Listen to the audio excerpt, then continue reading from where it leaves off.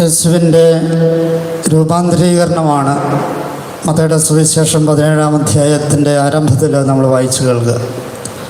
ആ രൂപാന്തരീകരണത്തെ തുടർന്ന് ഉണ്ടായ അത്ഭുതമാണ് നമ്മളിന്ന് വായിച്ചു കേട്ടത്. ഇവിടെ ശ്രദ്ധിക്കപ്പെടേണ്ട ഒരു കാര്യം, യേശുവിനെ സംബന്ധിച്ചിടത്തോളം വിശ്വാസം പ്രാർത്ഥനയിലേക്കും പ്രാർത്ഥന രൂപാന്തരീകരണത്തിലേക്കും ആ രൂപാന്തരീകരണം സമൂഹത്തിൻ്റെ നന്മയിലേക്കും മാറപ്പെടുന്ന ഒരു ജീവിതമാണ് യേശുവിൻ്റേത്. ഒരുപക്ഷെ അതുതന്നെയാണ് അതിൻ്റെ ശരിയായ ദിശയും. എന്നാൽ ശിഷ്യന്മാരെ സംബന്ധിച്ചിടത്തോളം അവരുടെ വിശ്വാസത്തിൽ നിന്ന് അവർ പ്രാർത്ഥനയിലേക്ക് വരുന്നു, അതിനപ്പുറത്തേക്ക് വളരാതെ പോവുകയാണ്.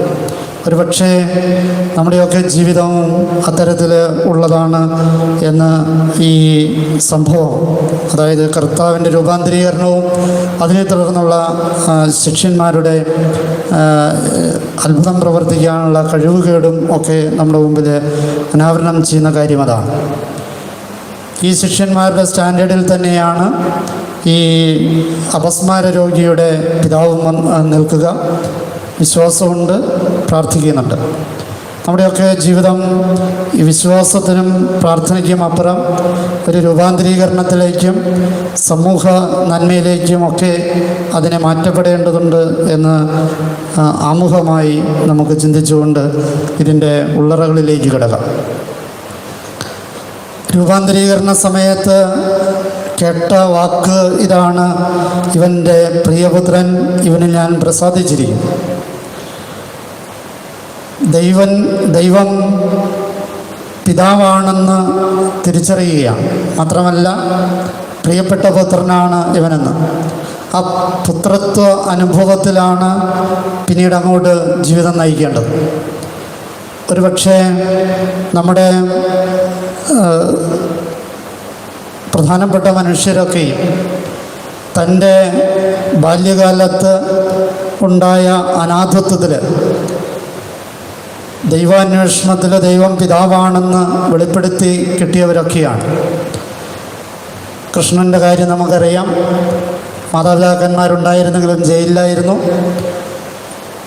മുഹമ്മദ് നബി നമുക്കറിയാം, യതീമായിരുന്നു. ബുദ്ധൻ തീർച്ചയായിട്ടും നമുക്കറിയാം. ക്രിസ്തുവിൻ്റെ കാര്യവും ഭിന്നമല്ല. അപ്പം ഞാൻ പറഞ്ഞു വന്നതിൻ്റെ ചുരുക്കം ഇതാണ്: ലോകത്തെ മാറ്റിമറിച്ച നന്മയുടെ പ്രതീതികളൊക്കെയും തങ്ങളുടെ അനാഥത്വത്തിൽ പിതാവിനെ അന്വേഷിച്ചിറങ്ങി അത് ദൈവത്തിൽ കണ്ടെത്തുന്നതാണ് എന്നുള്ളതാണ്. ആ ഒരു അനുഭവമാണ് ക്രിസ്തുവിനെ മുന്നോട്ട് നയിക്കുന്നത് എന്ന് നമ്മൾ മറക്കരുത്. അപ്പോൾ ഈ പുത്ര അനുഭവത്തിൽ ജീവിക്കുക എന്നുള്ളതാണ് ക്രിസ്തു അനുകരണത്തിന് ഏറ്റവും മഹനീയമായ രീതി എന്ന് വരുന്നത്. ഇവിടെ നമ്മൾ മറ്റൊരു കാര്യം കൂടി ശ്രദ്ധിക്കേണ്ടതുണ്ട്. ഈ അനുഭവത്തിൻ്റെ വികാരത്തിൽ ജീവിക്കുകയല്ല, അനുഭവത്തിൻ്റെ ദർശനത്തിൽ ജീവിക്കുക എന്നുള്ളതാണ് പ്രധാനം. ക്രിസ്തു അനുഭവങ്ങളുടെ ദർശനത്തിൽ ജീവിച്ചവനാണ്. അതുകൊണ്ടാണ് ഈ ഒരു രൂപാന്തരീകരണത്തിൻ്റെ വികാരത്തിൻ്റെ മലയിൽ കയറിയിരിക്കാതെ താഴേക്കിറങ്ങാനായിട്ട് തീരുമാനിക്കുന്നത്. എന്നാൽ ശിഷ്യന്മാർ 3 പേര് കൂടെയുള്ളവർ പറയുന്നു, നമുക്ക് ഇവിടെ ആയിരിക്കുന്നത് നല്ലതാണ്. അപ്പോൾ അനുഭവങ്ങളുടെ വികാരങ്ങളിലല്ല ജീവിക്കേണ്ടത്. പലപ്പോഴും നമുക്ക് ഉണ്ടാകുന്ന അനുഭവങ്ങളുടെ വികാരങ്ങളിൽ ജീവിക്കുക. ബൈബിൾ ഭാഷയിൽ വികാരത്തിന് 2 സൂചനകളാണ്: ഒന്ന് മല, ഒന്ന് മണൽ. അതുകൊണ്ടാണ് മണൽപ്പുറത്ത് ഭവനം പണിയരുതെന്ന് പറയുമ്പോൾ അമിത വൈകാരികതയുടെ മണൽപ്പുറത്ത് ഭവനം പണിയരുത് എന്നൊരു ധ്വനി കൂടി അതിൻ്റെ പിറകിലുണ്ട്. അപ്പോൾ വികാരങ്ങളുടെ വേലിയേറ്റങ്ങളിലും വികാരങ്ങളുടെ മലകളിലും വികാരങ്ങളുടെ മണൽപ്പുറത്തും ഒക്കെയല്ല ജീവിതത്തെ പടുത്തുയർത്തേണ്ടത് എന്ന് സാരം. അത് ദർശനങ്ങളുടെ താഴ്വാരങ്ങളില്ല. ഈ ദർശനങ്ങളുടെ താഴ്വാരങ്ങളിലേക്ക് ഇറങ്ങിത്തിരിക്കാൻ പറ്റുന്നുണ്ടോ? നമുക്ക് നമ്മുടെ ജീവിത പങ്കാളിയിൽ നിന്ന്, നമ്മുടെ അധികാരികളിൽ നിന്ന്, അല്ലെങ്കിൽ നമ്മുടെ മക്കളിൽ നിന്ന് ഒക്കെ ഉണ്ടാകുന്ന അനുഭവങ്ങൾ, ഈ അനുഭവങ്ങളുടെ വികാരപ്പുറത്ത് ജീവിക്കുമ്പോൾ വല്ലാത്ത അസ്വസ്ഥത നമുക്കുണ്ടാകും, നമ്മളുമായിട്ട് ബന്ധപ്പെടുന്നവർക്കും ഉണ്ടാകും. എന്നാൽ ഈ ഉണ്ടാകുന്ന അനുഭവങ്ങളുടെ ദർശനങ്ങളുടെ പുറത്ത് ജീവിക്കാൻ സാധിക്കുക എന്നുള്ളത് ശ്രദ്ധിക്കേണ്ടത്. ഒപ്പം തന്നെ ഇവിടെ ക്രിസ്തു ഈ രൂപാന്തരീകരണ സമയത്ത് വികാരപ്പുറത്ത് ജീവിക്കാൻ തീരുമാനിച്ച 3 ശിഷ്യന്മാരെ തിരുത്തുന്നുണ്ട്. ആ 3 ശിഷ്യന്മാരെ രൂപാന്തരീകരണ സമയത്ത് തിരുത്തിയിട്ട് ബാക്കിയുള്ളവരെ താഴത്തേക്ക് വന്നപ്പോൾ ബാക്കി 9 പേരെയും തിരുത്തിയതിൻ്റെ ഗതികേട് വരികയാണ്. ആ സംഭവമാണ് നമ്മൾ വായിച്ചു കേൾക്കുക. ഇവിടെ 1-2 ഈ വാക്കുകളുടെ ചില ധ്വനികൾ, അത് അതിൻ്റെ അർത്ഥം മനസ്സിലാക്കാനും ആ അർത്ഥത്തിലൂടെ ഓരോരോ സന്ദേശങ്ങൾ പറഞ്ഞു പോകാം എന്ന് ഞാൻ വിചാരിക്കുകയാണ്. 14-ാമത്തെ വാക്യത്തിൽ പറയുന്നത്, അവർ ജനക്കൂട്ടത്തിൻ്റെ അടുത്തേക്ക് വന്നപ്പോൾ. അവർ എന്ന് പറയുന്നത് ആരായിരിക്കും? രൂപാന്തരീകരണ സമയത്ത് കൂടെ ഉണ്ടായിരുന്ന പത്രോസ്, യാക്കോബ്, യോഹന്നാൻ, പിന്നെ ക്രിസ്തു. ഈ 4 പേരാണ് ജനക്കൂട്ടത്തിൻ്റെ അടുത്തേക്ക് വന്നത്. അപ്പോഴുണ്ടായ സംഭവമാണ് അവിടെ പറയുന്നൊരു കാര്യം. ഒരാൾ പ്രണമിച്ചുകൊണ്ട്, അവൻ്റെ സന്നിധിയിൽ പ്രണമിച്ചുകൊണ്ട് പറഞ്ഞു. പ്രണാമം എന്ന് പറയുന്നത് അന്നത്തെ കാലത്ത് ബൈബിളിൻ്റെ ഭാഷയിൽ നമ്മൾ വെറുതെ ഒരു നമസ്കരിക്കുന്നു എന്നുള്ള അർത്ഥത്തിലല്ല. അത് ഒന്നുകിൽ മുട്ടുകുത്തണം, അല്ലെങ്കിൽ സാഷ്ടാംഗ പ്രണാമം ചെയ്യണം. അത് ചെയ്താൽ മാത്രം പോരാ. അന്നത്തെ കാലത്തെ പ്രണാമ രീതി എന്ന് പറയുന്നത് ആരോടാണോ അഭ്യർത്ഥിക്കുന്നത് അവൻ്റെ മുട്ടുകാലിൽ തൊട്ടിട്ട് വേണം, കൈകൊണ്ട് സ്പർശിച്ചിട്ട് വേണം അവൻ ഈ പ്രണമിച്ച് പറയേണ്ട കാര്യങ്ങൾ പറയാനായിട്ട്. അപ്പോൾ പ്രണാമത്തെ നമ്മുടെ ഇന്നത്തെ സാഹചര്യത്തിലോ ഇന്നത്തെ പശ്ചാത്തലത്തിലോ അല്ല കാണേണ്ടത്.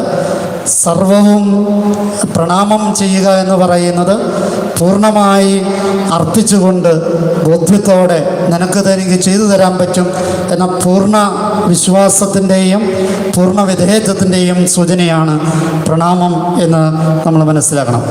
ആ പ്രണാമ ശൈലിയും അതുതന്നെയാണ്. വീണ്ടും നമ്മൾ 15-ാമത്തെ വാക്യത്തിൽ പറയുന്നൊരു കാര്യം, അപസ്മാരം പിടിപെട്ടു എന്ന്. ഇവിടെ അപസ്മാരം എന്ന വാക്ക് ഗ്രീക്ക് മൂലഗ്രന്ഥത്തിൽ ഉപയോഗിച്ചിട്ടുള്ളത് സെലിനിയാഡ്സോമായി എന്നുള്ള വാക്കാണ്. സെലിനിയാഡ്സോമായി എന്ന വാക്ക് സത്യത്തിൽ നമ്മുടെ ഇന്നത്തെ കാലത്തുള്ള അപസ്മാര രോഗമല്ല. അത് അന്നത്തെ കാലത്ത് ചന്ദ്രരോഗം എന്ന് വേണമെങ്കിൽ അതിനെ തർജ്ജമ ചെയ്യാം. ചന്ദ്രൻ വരുത്തുന്ന, ഇരുട്ട് വരുത്തുന്ന, തിന്മ വരുത്തുന്ന രോഗം എന്നാണ് അതിൻ്റെ അർത്ഥം. അതായത് നമ്മൾ ശരിയായ അർത്ഥത്തിൽ പറയുന്ന അപസ്മാരമല്ല, മറിച്ച് തിന്മ ഉണ്ടാക്കുന്ന, ഇരുട്ടുണ്ടാക്കുന്ന, ഇരുട്ടിൻ്റെ പ്രതീകമായ ചന്ദ്രൻ ഉണ്ടാക്കുന്ന രോഗമാണ് പിശാച് ബാധ എന്ന് വേണമെങ്കിൽ പറയാം. പക്ഷേ ബൈബിളിൽ മറ്റിടത്ത് പറയുന്ന, മറ്റ് സ്ഥലങ്ങളിൽ പറയുന്ന പിശാച് ബാധയല്ല. എന്നാൽ തിന്മയുടെ ശക്തി കൊണ്ട്, പിശാചിൻ്റെ കാര്യം കൊണ്ട്, ശക്തി കൊണ്ട് ഉണ്ടാകുന്നതാണ്. ബാധയല്ല, പിശാചിൻ്റെ ശക്തി കൊണ്ട് ഉണ്ടാകുന്നതാണ് എന്ന് സാരം. പിശാച് ബാധയും പിശാചിൻ്റെ ശക്തിയിൽ സംഭവിക്കുന്നതും രണ്ടും വ്യത്യാസമുണ്ട്. പിശാചായി മാറുന്നതാണ് പിശാച് ബാധ, പിശാചിൻ്റെ ശക്തിയിൽ സംഭവിക്കുന്നതാണ് ഈ അപസ്മാരം എന്ന് മലയാള ബൈബിളിൽ തർജ്ജമ ചെയ്തിട്ടുള്ളത്. ഇനി ഇവൻ്റെ അവസ്ഥ പറയുന്നുണ്ട് ഈ പിതാവ്. അത് 16-ാമത്തെ വാക്യത്തിലാണ്, വെള്ളത്തിലും തീയിലും അവൻ വീഴും. വെള്ളത്തിലും തീയിലും വീഴുക എന്ന് വെച്ചാൽ അതിൻ്റെ സൂചന ഇതാണ്, അവൻ്റെ മരണത്തിൻ്റെ സാധ്യത, ജീവൻ എപ്പോൾ വേണമെങ്കിലും നഷ്ടപ്പെടാവുന്ന അത്രയും അപകടകരമായ അവസ്ഥയിലാണ് എന്നുള്ളത്. ഇനി ഈ പിതാവിൻ്റെ പരാതി ഇതാണ്, അവനെ നിൻ്റെ ശിഷ്യന്മാരുടെ അടുത്ത് കൊണ്ടുവന്നു, എന്നാൽ അവനെ സൗഖ്യപ്പെടുത്താനായിട്ട് അവർക്ക് സാധിച്ചില്ല, അവർക്ക് കഴിഞ്ഞില്ല. 17-ാമത്തെ വാക്യം, അവർക്ക് കഴിഞ്ഞില്ല എന്ന് പറയുന്ന അവരാരാ? അവർ എന്ന് പറയുന്നത് പത്രോസ്, യാക്കോബ്, യോഹന്നാൻ എന്നീ 3 ശിഷ്യന്മാരൊഴികെയുള്ള ക്രിസ്തുവിൻ്റെ ബാക്കി 9 ശിഷ്യന്മാരെന്നാണ് അർത്ഥം. അപ്പോൾ ആ 9 പേർക്ക്, ആദ്യത്തെ 3 പേർക്ക് മലയുടെ മുകളിൽ വെച്ച് തിരുത്തൽ കിട്ടി. ഈ 9 പേർക്ക് ഇവിടെ താഴ്ത്തു വന്നപ്പോൾ തിരുത്തൽ കിട്ടുകയാണ്. ഇവർക്ക് സാധിച്ചില്ല എന്നുള്ളതാണ്. അതിൻ്റെ അർത്ഥം ഇതാണ്: ക്രിസ്തുവിൻ്റെ പുറകെ നടന്നു കഴിഞ്ഞപ്പോൾ അവർക്ക് പിശാചിൻ്റെ മേൽ അധികാരം കൊടുത്തിരുന്നതാണ്. പക്ഷേ അധികാരത്തെ വിനിമയം ചെയ്യാനായിട്ട് അവർക്ക് സാധിച്ചില്ലെന്നുള്ളത് പലപ്പോഴും നമ്മുടെ ഒരു വലിയ ഗതികേടതാണ്. നമ്മൾ മൊബൈൽ ഫോൺ ഉപയോഗിക്കുന്നവരാണ്. ഈ മൊബൈൽ ഫോണിൻ്റെ ഉപയോഗ സാധ്യതകൾ, അതിൻ്റെ അകത്തുള്ള മുഴുവൻ ടെക്നോളജിയും നമുക്കിതുവരെ കണ്ടെത്താനോ ഉപയോഗിക്കാനോ പറ്റിയിട്ടില്ല. എന്ന് പറയുന്നത് പോലെ നമ്മുടെ ഓരോരുത്തരുടെയും ജീവിതത്തിൽ ദൈവം നിക്ഷേപിച്ചിട്ടുള്ള അനന്തമായ സാധ്യതകൾ, കഴിവുകൾ, അതിൻ്റെ 10-1 പോലും നമ്മൾ ഉപയോഗിക്കുന്നില്ല. എന്തിന്? ഏതാണ്ട് 5-6ഓളം കമ്പ്യൂട്ടറുകളുടെ ബുദ്ധി നമ്മുടെ തലയ്ക്കുണ്ട് എന്നാണ് പറയുക, ഓർമ്മ. എന്നിട്ട് നമുക്ക് എന്ത് ഓർമ്മ നമ്മൾ വിനിയോഗിക്കാൻ സാധിക്കുന്നുണ്ട്. അപ്പോൾ നമുക്ക് ദൈവം നിക്ഷേപിച്ചിട്ടുള്ള ഒട്ടേറെയുള്ള സാധ്യതകൾ, അത് ഒരു പാഴ്ജന്മം പോലെ നമ്മളങ്ങനെ മറ്റെന്തിൻ്റെയൊക്കെ പിറകെ ഓടി അവസാനിപ്പിക്കുന്നു എന്നാണ്. ശിഷ്യന്മാർക്ക് കഴിഞ്ഞില്ല എന്ന് പറയുമ്പോൾ പല കാര്യങ്ങളും നമുക്ക് കഴിയാതെ പോകുന്നത് ഈ നമ്മുടെ സാധ്യതകളെ ഉപയോഗിക്കാൻ പറ്റാതെ പോകുന്നു എന്നതിൻ്റെ സൂചനയാണ്. ഇനി ഈശോ ആ സംഭവം ഈ അപസ്മാര രോഗിയുടെ പിതാവ് പറഞ്ഞു കഴിയുമ്പോൾ 2 ഗൗരവമായ ചോദ്യങ്ങൾ, മത്തായിയുടെ സുവിശേഷത്തിൽ 69ഉം 70ാമത്തെയും ചോദ്യങ്ങളാണ്. 2 ചോദ്യങ്ങൾ ഇതാണ്. 17ാമത്തെ വാക്യത്തിൽ നമ്മൾ വായിക്കുകയാണ്: വിശ്വാസമില്ലാത്തതും വഴിപിഴച്ചതുമായ തലമുറയെ, എത്ര നാൾ ഞാൻ നിങ്ങളോട് കൂടെ ഉണ്ടായിരിക്കും? എത്ര നാൾ ഞാൻ നിങ്ങളോട് ക്ഷമിച്ചിരിക്കും? ഈ 2 ചോദ്യങ്ങളാണുള്ളത്. എത്ര നാൾ ഞാൻ നിങ്ങളോട് കൂടെ ഉണ്ടായിരിക്കും? എത്ര നാൾ ഞാൻ നിങ്ങളോട് ക്ഷമിച്ചിരിക്കും? ഈ ചോദ്യം സത്യത്തിൽ ആരുടെയൊക്കെ അടുത്തേക്ക് എത്തുന്നുണ്ട് എന്ന് ചോദിച്ചു കഴിഞ്ഞാൽ തീർച്ചയായിട്ടും അത് അപ്പസ്തോലന്മാരിലേക്ക് ആണ് പ്രഥമമായിട്ടുള്ളത്. രണ്ടാമതായിട്ട് അത് പ്രാർത്ഥിച്ച് വന്ന ആ പിതാവിനോടുള്ള ചോദ്യമാണ്. അത് നമ്മളോട് ഓരോരുത്തരോടുമുള്ള ചോദ്യമാണ്. എത്ര നാൾ ഞാൻ നിങ്ങളോട് കൂടി ഉണ്ടായിരിക്കും?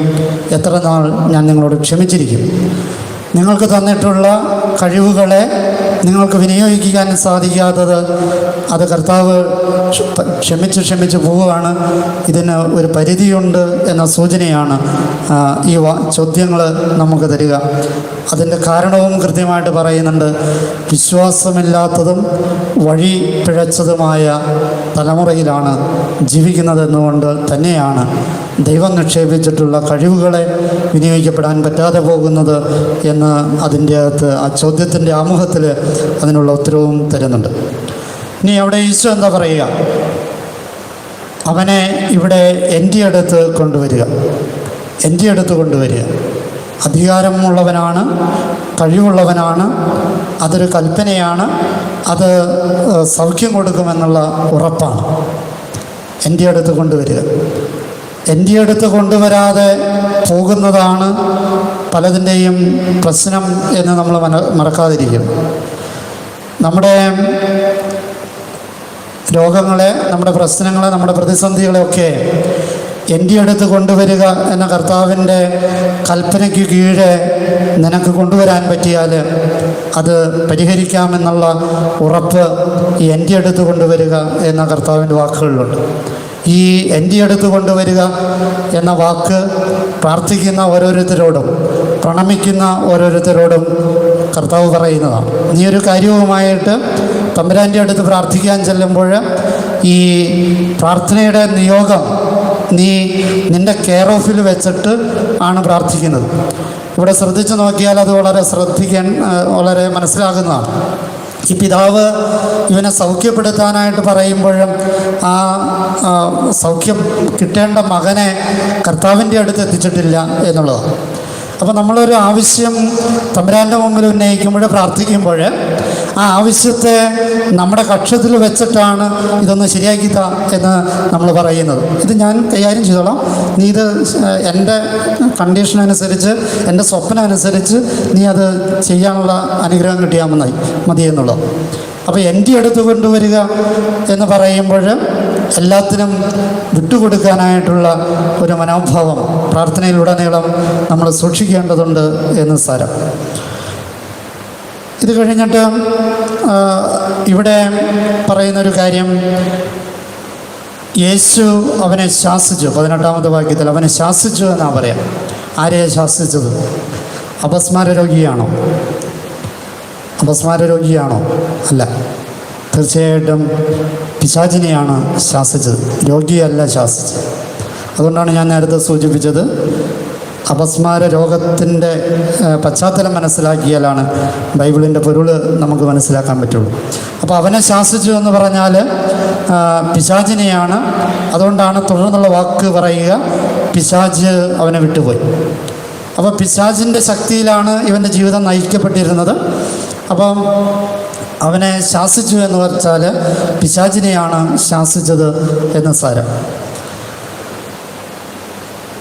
ഇനി 19-ാമത്തെ വാക്യത്തിൽ ശിഷ്യന്മാർ യേശുവിനോട് ചോദിക്കുകയാണ്. മത്തായിയുടെ സുവിശേഷത്തിൽ 71-ാമത്തെ ചോദ്യമാണത്.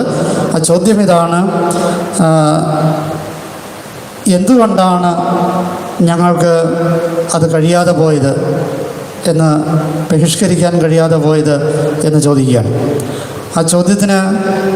ആ ചോദ്യം വളരെ പ്രസക്തമാണ്. ഒരാത്മശോധനയുടെ വിഷയമാണത്.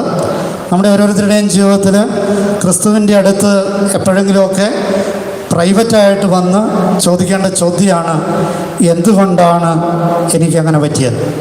എന്തുകൊണ്ടാണ് എൻ്റെ കുടുംബത്തിൽ അങ്ങനെ പറ്റിയത്? എന്തുകൊണ്ടാണ് എൻ്റെ ഇടവകയിൽ അത് പറ്റിയത്?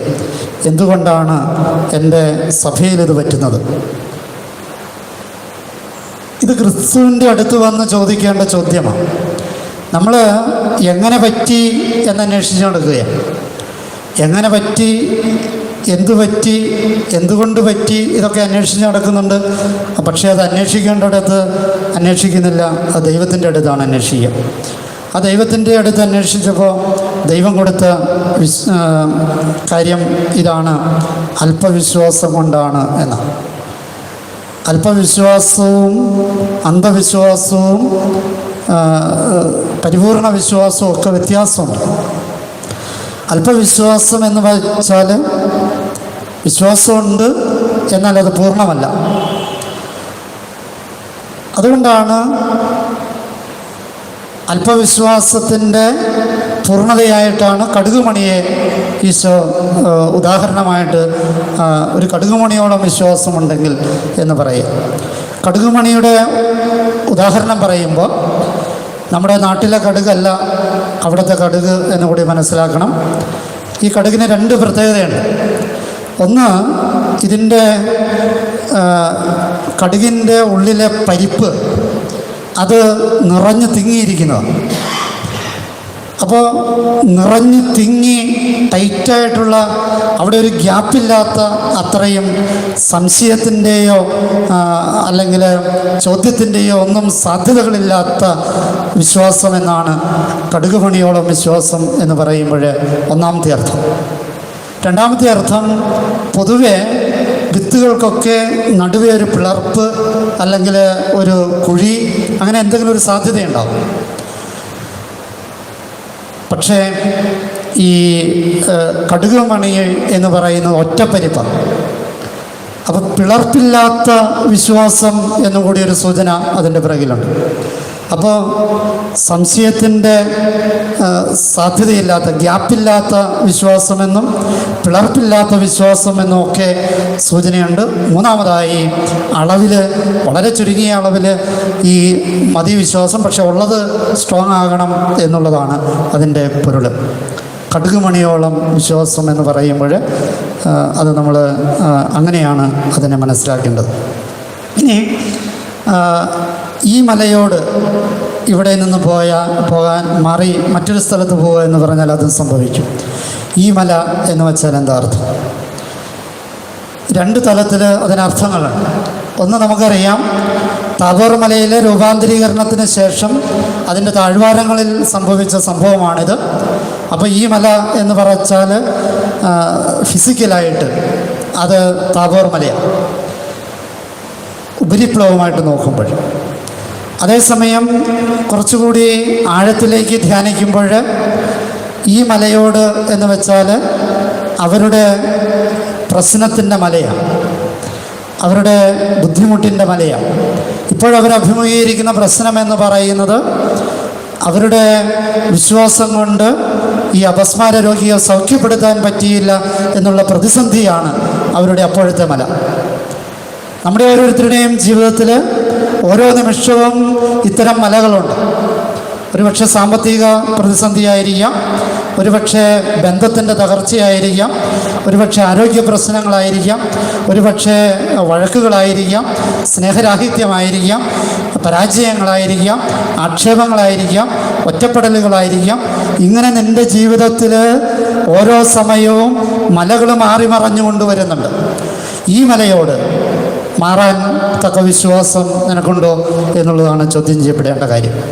പ്രിയമുള്ളവരെ, വിശ്വാസത്തിൽ നിന്ന് പ്രാർത്ഥനയിലേക്കും പ്രാർത്ഥനയിൽ നിന്ന് ശക്തി പ്രാപിച്ച് രൂപാന്തരീകരണത്തിലേക്കും ആ രൂപാന്തരീകരണത്തിൻ്റെ ശക്തിയിൽ സമൂഹ നന്മയിലേക്കുമൊക്കെ ഉള്ള ക്രിസ്തു യാത്രയിൽ നമ്മുടെ വിശ്വാസ ജീവിതവും പങ്കുചേരാനുള്ള കൃപ യാചിച്ചുകൊണ്ട് ഈ ബലി നമുക്ക് തുടരാം.